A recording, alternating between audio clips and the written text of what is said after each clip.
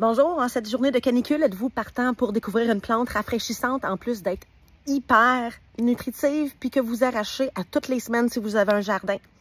La stellaire moyenne. Donc là, voilà la stellaire moyenne. Là, je vous entends déjà dire « Hein?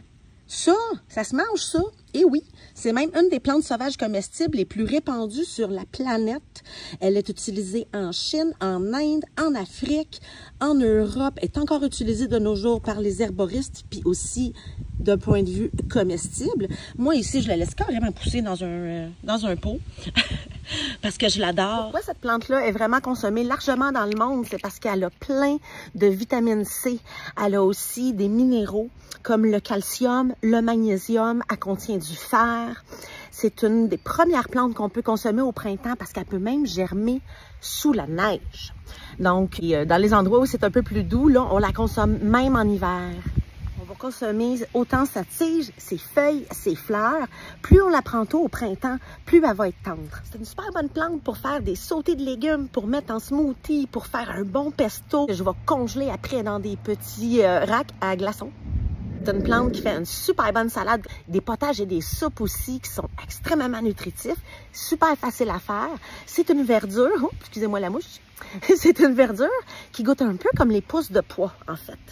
Les herboristes vont l'utiliser en usage externe pour ses propriétés anti-inflammatoires, comme sur des démangeaisons, des coups de soleil par exemple. Comme c'est une plante rafraîchissante et adoucissante, on peut aussi l'utiliser en interne pour calmer les maux de gorge et la toux et toutes les irritations de la gorge. C'est aussi une plante qui est bénéfique pour les reins puis pour le système digestif et qui est utilisée à cet effet en Inde entre autres. C'est une plante super populaire en fait depuis au moins le Moyen Âge où on l'utilisait à partir de la fin de l'hiver vu qu'elle germe vraiment en fait sous la neige en Europe en plusieurs endroits.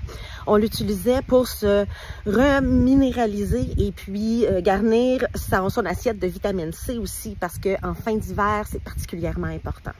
On l'utilisait beaucoup au Moyen Âge comme légume, mais on la semait pas, on la laissait simplement pousser.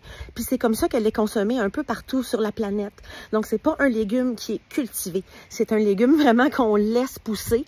Parce qu'arracher ça, c'est comme arracher du chou gras, c'est arracher une plante qui est souvent plus nutritive que les plantes qu'on veut faire pousser à sa place. En résumé, la stellaire moyenne, c'est une plante hyper nutritive qui nous est offerte par la terre et puis ça serait vraiment dommage de la désherber sans en bénéficier. Elle est utilisée partout à travers le monde, elle n'est pas cultivée mais elle est tolérée dans les jardins parce qu'elle est tellement nutritive et médicinale.